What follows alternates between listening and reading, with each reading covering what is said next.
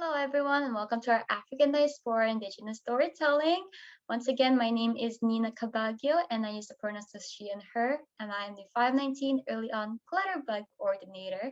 And with me here today is Robin Rice, who will be doing our Indigenous storytelling. Welcome, Robin. Anibojo, how are you?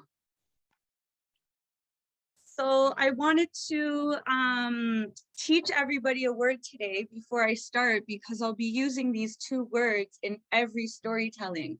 And it's greeting myself, which is Anibojo, which means hello.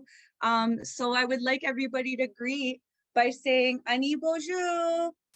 Anibojo. And then the other word is chimigwech, and we use this because it's thank you very much. And at the end of my or at the end of the story, I always say chimigwech. Chimigwech. And that means thank you. And I'm new at the language, so I'm going to be introducing myself all the time in my language, which is Ojibway Anishinaabe. And I bring in my language a lot because it was lost a long time ago. So in our stories, we will speak on the languages. And today the story is going to be about our creation story. And the reason why I chose the creation story is simply because I'm going to share my screen and get to the creation story that I want to get to. The reason why I bring up the creation story first is because a long time ago, we believe the Anishinaabe, which I was explaining to you before, the Anishinaabe people believe that we came from the sky, the star world. And in here, you could see the stars, and you could see the woman looking up at the stars into the moon. And the moon represents a lot of our women teachings with moon time, which is something I'll explain about in the future. So we do call North America Turtle Island, and this is the Anishinaabe creation story. Long ago, after the Great Mystery, or Kichi Manitou, first peopled the earth, the Anishinaabe, or original people, strayed from their harmonious ways and began to argue and fight with one another. Brother turned against brother as soon as the Anishinaabe were hurting one another over hunting grounds and other disagreements. Seeing that harmony, brotherhood, sisterhood, and respect for all living things no longer exists on earth, Kichi Manitou, who is the Great Mystery, decided to purify the earth. He did this with water. The water came in the form of a great flood, or Miigwaan, upon the earth, destroying the Anishinaabe people and most of the animals as well. Only Anibojo, the central figure in many of the Anishinaabe oral traditions, was able to survive the flood, along with a few animals and birds who managed to swim and fly. Anibojo floated on a huge log, searching for land, but none was to be found, as the earth was now covered by the great flood. Anibojo allowed the remaining animals and birds to take turn resting on the log as well. Finally, Anibojo spoke. "I am going to do something," he said. "I am going to swim to the bottom of the water and grab a handful of dirt. With the small bit of earth, which is the dirt, I believe we will create a new land for us to live on with the help of the 4 winds and Kichi Manitou." Soon Anibojo dived into the water and was gone for a long, long time. Finally, he surfaced and, short of breath, told the animals that the water is too deep for him to swim to the bottom. All were silent.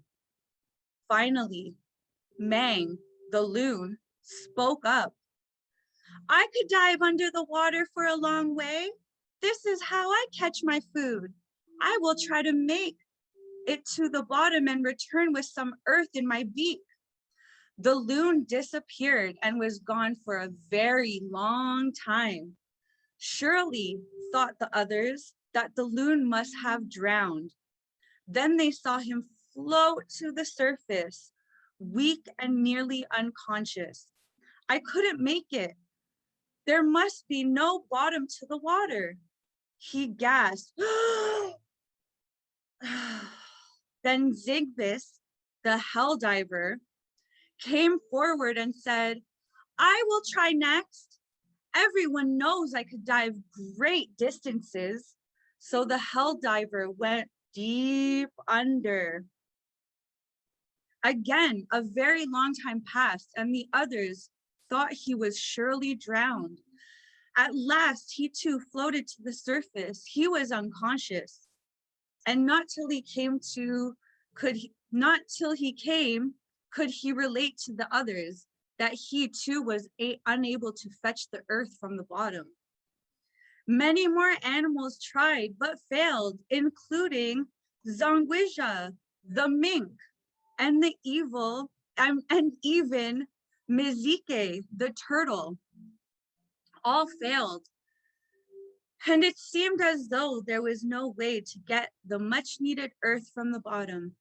Then a soft muscled voice was heard. I could do it. It spoke softly. At first, no one could see who it was that spoke up. Then the little Wausasking muskrat stepped forward. I'll try, he repeated. Some of the other bigger, more powerful animals laughed at Muskrat. Anibojo spoke up. Only Geechee Manitou can place judgment on others. If Muskrat wants to try, he should be allowed to. So Muskrat dove into the water. He was gone much, much longer than any of the others who tried to reach the bottom. After a while, Anibojo and the other animals were certain that Muskrat had given his life, trying to reach the bottom. Far below the water surface, Muskrat, one of the animals spotted Muskrat. As he floated to the surface, Anibojo pulled him up onto the log. Brothers and sisters, Anibojo said, Muskrat went too long without air. He is gone. A song of mourning and praise was heard across the water as Muskrat's spirit passed on to the spirit world. Suddenly, Anibojo exclaimed, look, there is something in his paw. Anibojo carefully opened the tiny paw. All the animals gathered close to look, and they saw something in his paw. Look, there was something in his paw. Anibojo carefully opened the tiny paw. All of the animals gathered close to see what was held so tightly there. Muskrat's paw opened and revealed a small ball of earth. The animals all shouted with joy. Muskrat sacrificed his life so that life on earth could begin anew. Anibojo took the piece of earth from Muskrat's paw. Just then, the turtle swam forward and said, use my back to bear the weight of the piece of earth. With the help of Geechee Manitou, we can make a new earth. Anibojo put the piece of earth on the turtle's back. Suddenly, the wind blew from each of the 4 directions. The tiny piece of earth on the turtle's back began to grow. It grew and grew and grew until it formed a Menominee, or island in the water. The island grew larger and larger, but still the widening circle on the growing island. After a while, the 4 winds ceased to blow and the waters became still. A huge island sat in the middle of the water, and today that island is known as North America. Traditional Indian people, including the Ojibway, hold special reverence for the turtle who sacrificed his life and made life possible for the earth's second people. To this day, the muskrat has been given a good life. No matter what the marshes have been drained and their homes destroyed in the name of progress. The muskrat continues to survive and multiply. The muskrats do their part today in remembering the great flood. They build their homes in the shape of a little ball of earth and the island that was formed from it.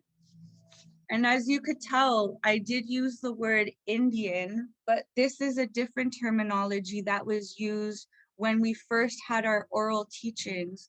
Right now, the more technical term is called Indigenous. And that's why we are called Anishinaabe people. So Anishinaabe is First Nations people. And then we have Métis, and then we have Inuit. And we all have different creation stories, but they all connect, just like we all connect in a story.